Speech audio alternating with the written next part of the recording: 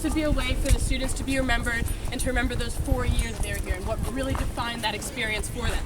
So, from that year on, every single graduating class has gotten a time capsule that goes under Memorial Church, and there is everything in there from Britney Spears CD to a slice of pizza to a pencil someone used on the first exam they failed to anything you can imagine. The students actually vote on when the time capsules are going to be open collaboratively, but none of the time capsules have actually been opened yet. It's interesting. So we'll see when that's going to happen, but it is a very cool way for students to be remembered here and continues to be a tradition that I think is very, very cool. We're going to be wrapping up academics soon. Any other questions relating to that? Classes, professors, or opportunities of that nature?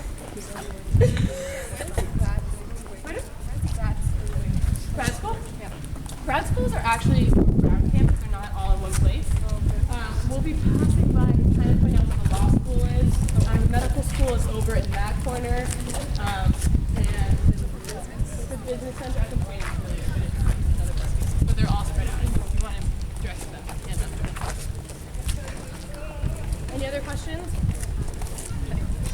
Watch out for bikes and other scooters and things of that nature when we're coming through here, but talk about that.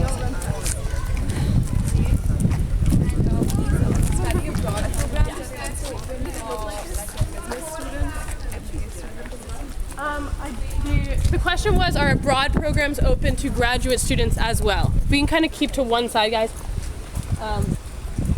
They are not the same programs. I haven't heard that it's very popular for that to happen, but I can look into that. I just know that they're not the same programs that they are offered for undergraduate students.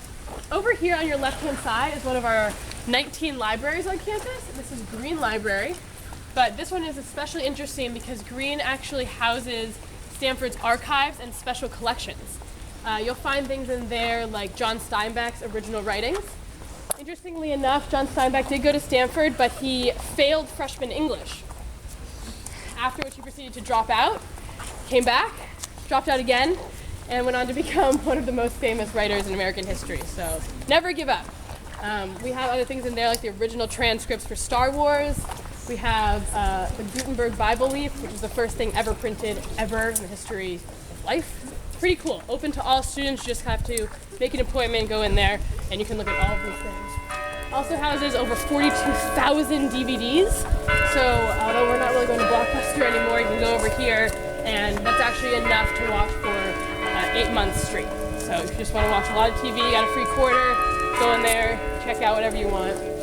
Very helpful in the libraries for research and whatever you're doing with projects. Very open to suggestions, helping you pick books and things like that, because that can be difficult in your first year figuring out how to do that, and they're very good at that. We, as Stanford Libraries together, we have over 9 million volumes. You have to read all of them before you graduate. You don't have to read.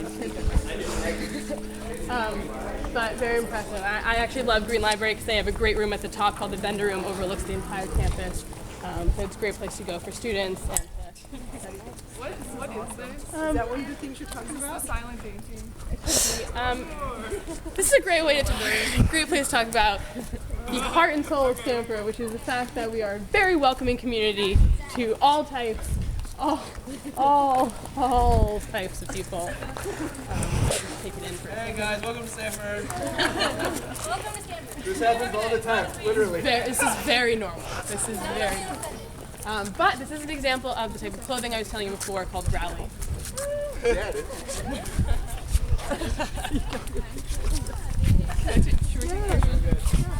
If anyone wants to stop and take a photo, this would be a good opportunity, I guess. It's also very shady here, so. There, let's do it. Get it. All right, thank you. Thank you. Say hi, Mom. Hi, Mom. It's cool.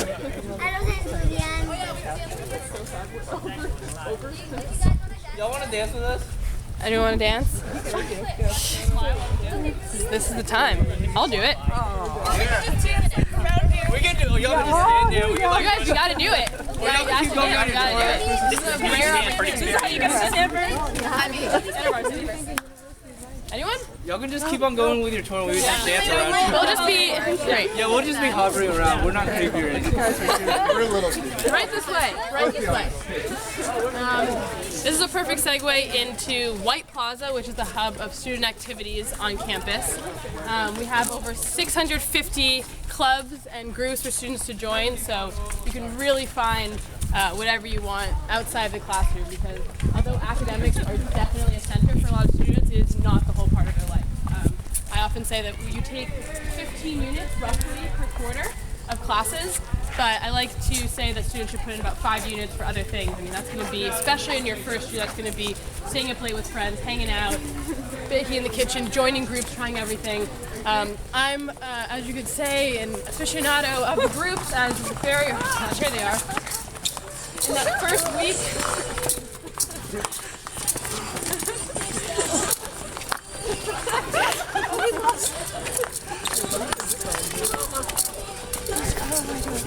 just let it sink in, just let it surround you. It's all great. Thank you. It's all great. During your first couple weeks coming to Stanford, it can be a little overwhelming with the amount of things that you can join.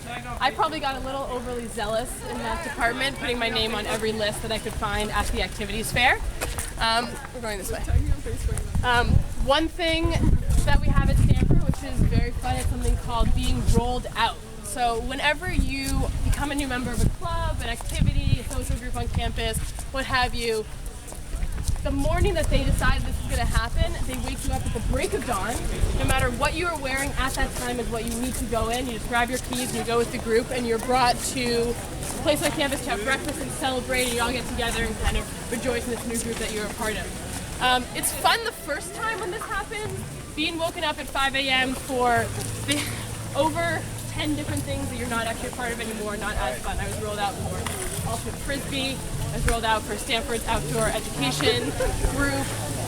But the bottom line is that Stanford is extremely welcoming in all the things that they want to do. This is a very common sight at Stanford. This is the Claw, one of our 25 fountains. All of our fountains actually are chlorinated for this very reason, that students like to hang out there. A fun thing that a lot of students choose to do is called fountain hopping. They'll jump into one fountain, dance around, jump out immediately, and run to the next one and try and hit all of them in a period of time. But as you can see, it can get very warm here, and students like to just hang out there, sunbathe, get together. We have the bookstore over here. It's the second largest in the country, so it has a great selection of things. If you're looking at buying any apparel, you can find pretty much anything you need over there. We're also passing by Tressiter Union, meeting area for a lot of student groups I was talking about before. And also over there, Tressiter is going to have most of our eateries on campus, anything like Starbucks, Panda Express, Fresh, a great frozen yogurt place, coffee house, things like that. Really great food over there, so I strongly recommend checking it out if you need to get a bite to eat. As I mentioned, Stanford is a large campus. We actually have 2 zip codes here, so we have our own post office. Some of us get mail, some of us don't, but if you want to check that every so often, that's where you would go. Any questions on student groups, libraries, things like that? We're going to move a little bit into dining and residential things. So I mentioned eateries over there. When you come in for a freshman, you're automatically put on the meal plan. And this means you get to decide how many meals you want per week and how many meal plan dollars. It really just depends on what your preference is for where you're eating. I like eating in the dining halls. I'm something called a dining ambassador. This is a position open to all students on campus eating in dining halls. I get to talk to the dining hall manager and coordinate with my dorm and figure out exactly what we want to see in there. I mean, this could be anything from trying to get more local organic food to more frosted flakes over Fruit Loops. Just total preference on the students, but they're really trying to get what we want to eat into those cafeterias. There are over 11 different dining halls on campus, and all of them have their own flavor. The one that I go to is called Stern Dining, and they have something very similar to Chipotle's burrito bar. Make your own burrito, make your own burrito bowl, very cool. Another one is more Asian themed, have their own Vietnamese pho, things like that. I've never had a problem with eating on campus, but if you get tired of the dining hall, you can use those meal plan dollars at Tressiter for, yes. Is there frozen yogurt on campus? There is frozen yogurt on campus. California is a great place for that. And actually in Preston there's a place called Fresh. It is all organic, natural yogurt. One of my favorite places actually to eat. Really, really good. They even have a soy variety for those that can't eat dairy. So it's very good. Okay, so we are approaching the row. This is a great example of certain ways that students can live on campus. I think something that's very indicative of the culture we have here is that 96% of students live on campus. We gather over on the hill.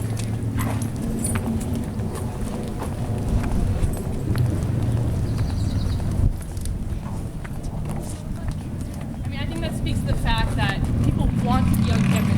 Housing is guaranteed all 4 years, even if it wasn't, I still believe that students would try and live here because it just is such a great community, and everyone kind of wants to live together. In your freshman year, I mentioned that I lived in Larkin. That's an all freshman dorm.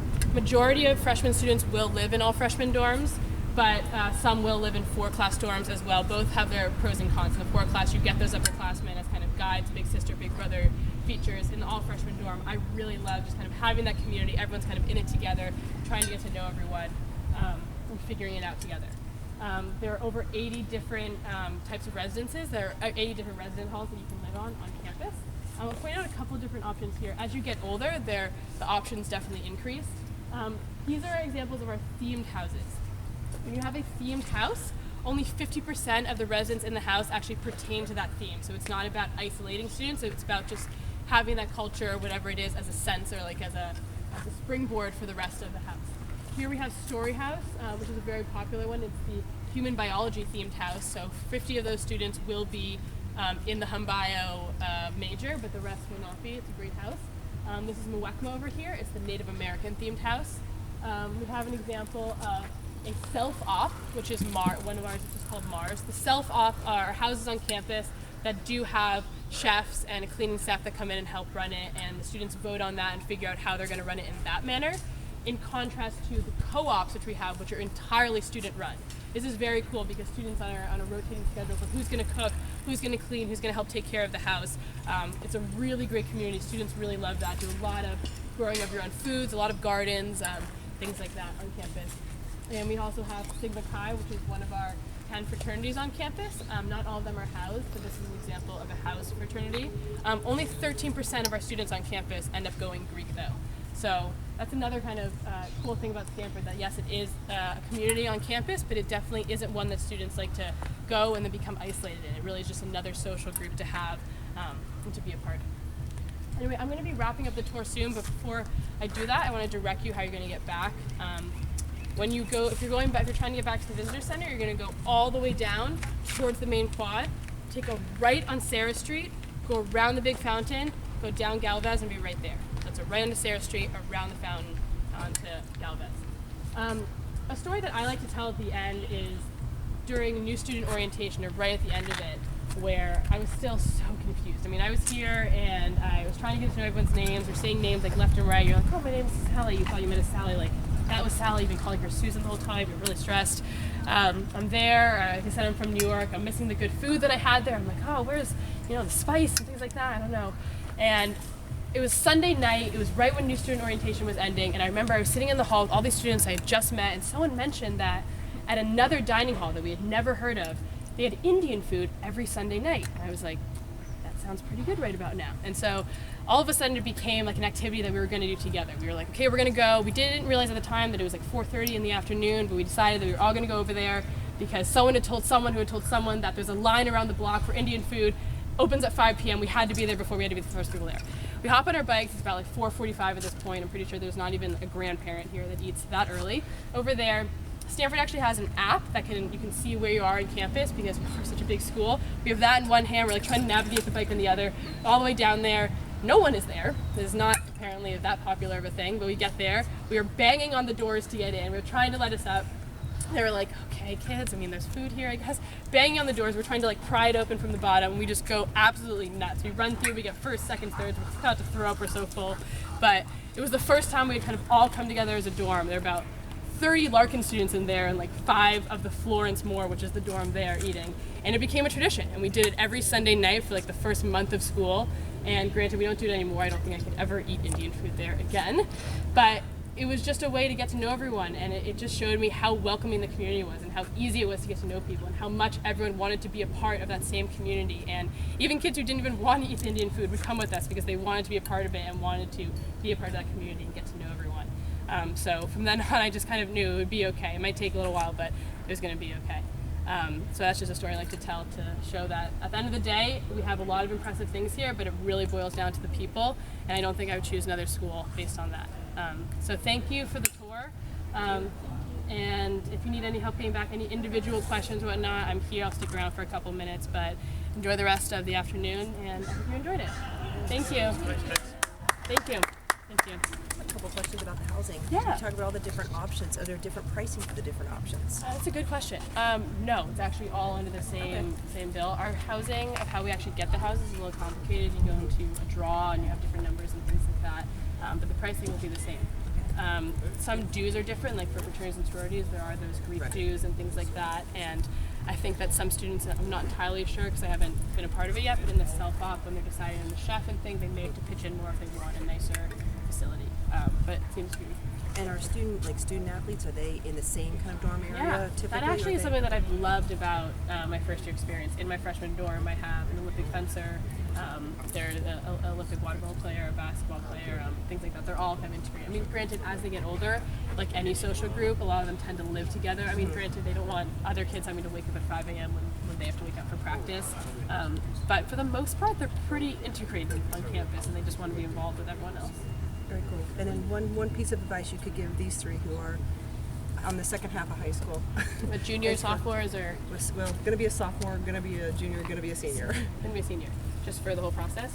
Just as far as like what does it take to get here? Well, what I always tell students, and I wish that there was like a golden key or recipe or something like that, I really wish there was. I honestly believe, and this is what I've seen kind of over the years, is that they're looking for students to be passionate, and they can very easily see when a student has just joined every club at their school just to put it on their resume instead of digging deep into things that you love. And it doesn't have to be like cancer research, and it doesn't have to be like the craziest thing. It could be, I just played basically volleyball and basketball, but I love those sports, and I got involved, and I was captain of the team, and I did that all throughout high school. And they want to see that you're choosing to use your time in a way that's productive and that you love to do, and that will come across, and they'll see that.